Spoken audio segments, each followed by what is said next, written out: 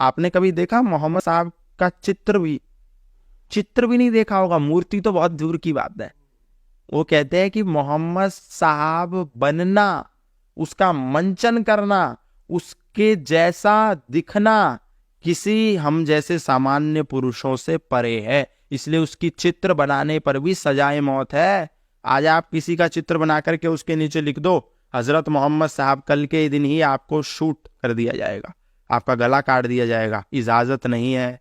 किसी भी व्यक्ति को ईसा मसीह के कपड़े पहन करके कहीं नाटक या मंचन करते नहीं देखा होगा, क्योंकि वो मानते हैं कि कोई मनुष्य कर ही नहीं सकता, उसमें इतनी योग्यता है ही नहीं।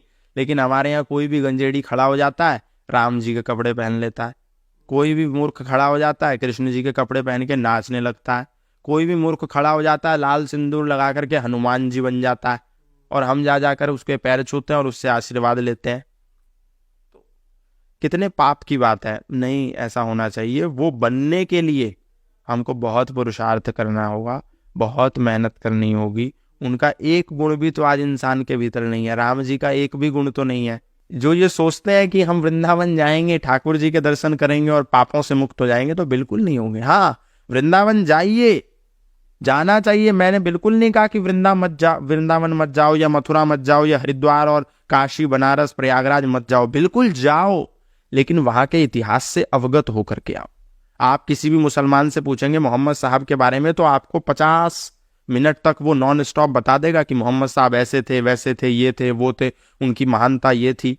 आप किसी से भी पूछोगे जीसस क्राइस्ट के बारे में तो कोई भी ईसा मसीह का भक्त, कोई भी क्रिश्चियनिटी को मानने वाला ईसा मसीह की 50 विशेषता गुण बता देगा। लेकिन आप यदि किसी सनातन धर्मी, ऐसे सनातन धर्मी जो ट्रेंड को फॉलो करके वृंदावन जाता है, जाकर के वहां फोटो खींचता है और अपने सोशल मीडिया पर डालता है, आप उससे पूछेंगे कि भगवान श्री कृष्ण की माता का नाम क्या था, तो वो नहीं बता पाएगा। 90% ऐसे ट्रेंड को फॉलो करने वाले युवा नहीं बता पाएंगे कि मर्यादा पुरुषोत्तम की माँ का नाम क्या था, कौशल्या था, कैकेयी था या सुमित्रा था। वो कंफ्यूज हो जाएंगे। उनके पिता का नाम क्या था, नहीं बता पाएंगे। तो हम अपने पूर्वजों के इतिहास को पढ़ें, उसको जाने, उसको सत्य सत्य जाने। लेकिन हमारा युवा, जब आप उससे कृष्ण के बारे में पूछोगे तो वो ये जरूर बताएगा कि भगवान श्री कृष्ण गोपियों के साथ रास रचाते थे, वो नाचा करते थे, माखन चोरी करते थे, रण छोड़ करके भाग गए थे। बस ये 3 लाइन उसको पता होंगी। लेकिन इसके सिवा योगेश्वर भगवान श्री कृष्ण ने अर्जुन को कौन सा उपदेश दिया, कितने श्लोक का वो उपदेश है, कौन सी पुस्तक में पाया जाता है, कितने उसमें अध्याय है, उसको नहीं पता। लेकिन हाँ, उसको ये पता है मनिहारी का वेश बनाया, शाम चूड़ी बेचने आया। मतलब भगवान श्री कृष्ण को दुनिया में कोई धंधा नहीं मिला, उन्होंने एक ही बिजनेस को चुना और वो था चूड़ी बेचने का। ये आज हमारे सनातन धर्म की मेंटेलिटी है। आप यदि मुसलमानों के मोहम्मद साहब के बारे में कोई सच बात भी बोलते हैं तो वो आपका गला काट देते हैं। सच बोलने पे आपका गला काट दिया जाता है। लेकिन सनातन धर्मी खुद अपने भगवान श्री कृष्ण के बारे में प्रतिदिन झूठ बोलते हैं, झूठ। उनको चोर बता करके, उनको रसिया छलिया बता करके, उनको कपड़े चुराने वाला बता करके, उनको नग्न स्त्रियों को छुप करके देखने वाला बता करके, और एक भी हिंदू उसका प्रतिकार नहीं करता, विरोध नहीं करता। खुद उसको लीला बना करके अपने मंदिरों में चलाता है। एक भी हिंदू योगेश्वर भगवान श्री कृष्ण का गीता का उपदेश करने वाला नाट्य अपने मंदिर में प्रस्तुत नहीं करता। क्या आपने किसी भी भागवत कथा में मंच पर गीता का उपदेश देते हुए किसी व्यक्ति को भगवान श्री कृष्ण की ड्रेस पहन करके देखा है? नहीं देखा होगा। लेकिन हाँ, एक व्यक्ति भगवान श्री कृष्ण की ड्रेस पहन करके और कमर में मोर लगा करके एक लड़की के साथ नाचता हुआ जरूर देखा होगा। पर वही कृष्ण अर्जुन को उपदेश दे रहा है, ऐसा मंचन आपने कभी नहीं देखा होगा। ये हिंदुओं की मूर्खता है। उनकी अकल पर पत्थर पड़ गए हैं कि वो भगवान श्री कृष्ण के झूठे चरित्र को बता करके लोगों को भी नचाते हैं, खुद भी नाचते हैं और खूब पैसा भी बटोरते हैं। हमें इस पर भी जोर दे करके अपने युवाओं को कन्विंस करना है कि तुम्हारे कृष्ण का असली इतिहास क्या था और तुम्हें झूठा क्या पढ़ाया गया, जिसको तुम मंचन करके। जैसे कई सारे जुलूस निकलते हैं, उसमें महादेव को देखते हैं हम कि चिल्लम लगा। पहले ही बोल दिया उसको जलूस। जलूस वो होता है कि गधे पर बिठा करके उसका मुंह काला करके, उसको जलूस कहा जाता है।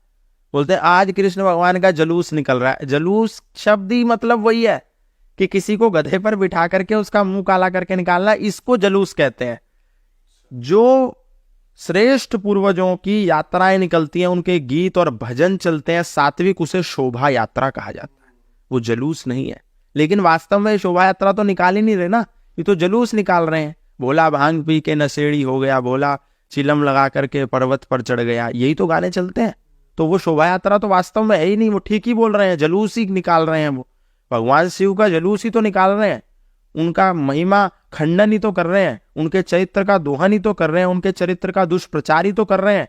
और चला करके ना सिर्फ चलाते हैं, लाइन लगा करके घेर करके उसकी वीडियो बनाते हैं, फिर उसे सोशल मीडिया पे डालते हैं, फिर खूब तालियां बजाते हैं, फिर खूब पैसा भी चढ़ाते हैं। मतलब किसी भी गंजेड़ी भंगेड़ी को उठा लाते हैं, किसी भी दुरात्मा को, दुष्चरित्र को उठा कर ले आते हैं, उसे शिव के कपड़े पहनाते हैं, उसके ऊपर रंग लगाते हैं, उसको पूरा मेकअप करके उसको शिव बना करके फिर सड़कों पर नचा करके ताली बजा करके सोचते हैं वाह वाह हमने कितना गर्व का काम किया। गर्व का काम नहीं किया आपने, मूर्खता का काम किया। भगवान श्री कृष्ण जैसे महान योद्धा को आपने नचनिया बना दिया, नाचने वाला जोकर बना दिया आपने।